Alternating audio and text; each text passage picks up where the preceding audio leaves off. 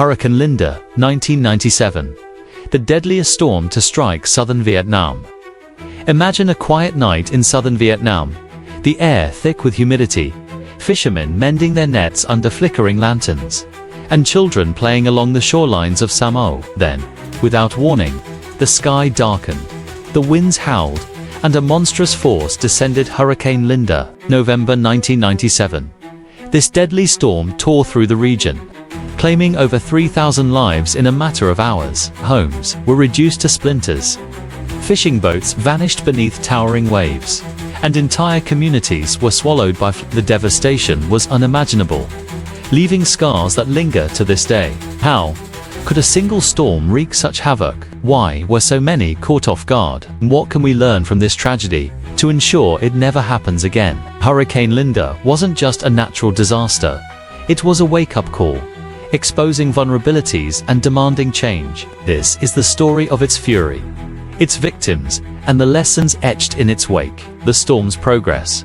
From warning to catastrophe, the seeds of Hurricane Linda were sown in late October 1997, when a tropical depression bubbled up over the warm waters of the South China Sea. First, it seemed unremarkably routine weather system in a region accustomed to seasonal rains. But within 48 hours, it transformed into a beast. By November 1st, the depression had intensified into Hurricane Linda, boasting sustained winds of 130 km at Ohad Lapan Pulu Empach, and gusts even stronger. Meteorologists watched in alarm as it accelerated westward, faster than anyone had predicted, aiming straight for southern Vietnam. The Vietnamese government issued storm warnings as Linda approached, urging coastal residents to brace for impact. But in a region where typhoons rarely struck with such ferocity, the alerts fell on deaf ears. Southern Vietnam, unlike its northern counterparts, had little experience with hurricanes of this magnitude. Complacency took root. Some fishermen continued their work at sea,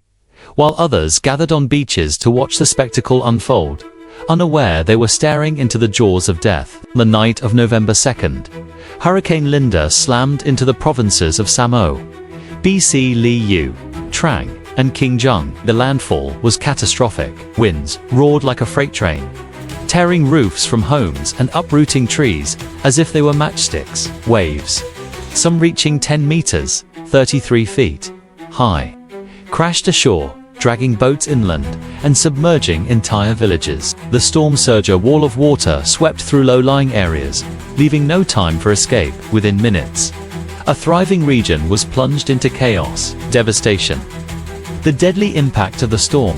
By dawn on November 3rd, southern Vietnam was unrecognizable. The storm had passed, but its toll was staggering. Official reports confirmed 3,070 deaths in Vietnam alone. Though the true number may never be known, thousands of fishermen, caught at sea when the storm hit, simply vanished. Their boats, 3,112 in total, were smashed to pieces or swallowed by the ocean, their wreckage later washing ashore alongside countless bodies. The coasts of Vietnam and Thailand became grim galleries of loss, as waves delivered the remains of the missing. Over the following weeks, on land, the destruction was just as relentless. Hurricane Linda obliterated 76,609 homes, leaving nothing but rubble, while 139,445 others sustained severe damage. In total, 383,045 people were left homeless, their possessions buried under mud or swept away. The storm's floods inundated 4,500 square kilometers, 1,740 square miles of rice fields, the lifeblood of the region, triggering a food crisis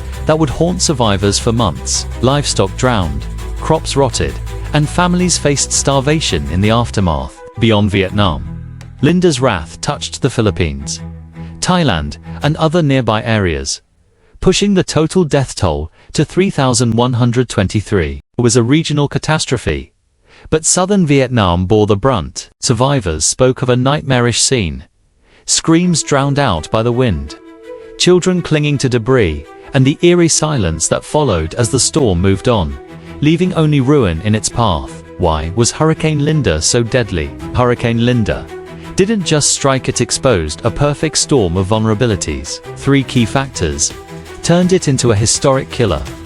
1. Lack of preparedness. Southern Vietnam was a stranger to hurricanes of this scale, while the north often braced for typhoons.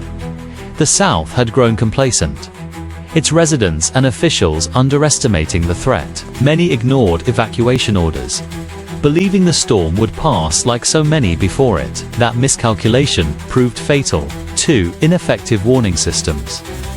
Communication breakdowns amplified the disaster. Many fishing boats lacked radios or failed to receive timely alerts, stranding them in Linda's path. On land, rural communities were similarly disconnected, with warnings arriving too late or not at all. The absence of a robust alert network left thousands defenseless. 3. Weak infrastructure.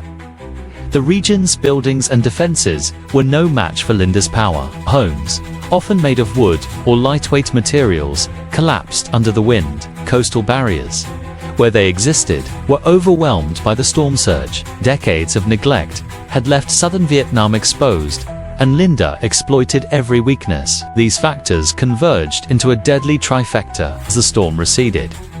The shores of Vietnam and Thailand became a haunting testament to its toll, with bodies and debris littering the coastline for weeks. Emergency response and international aid.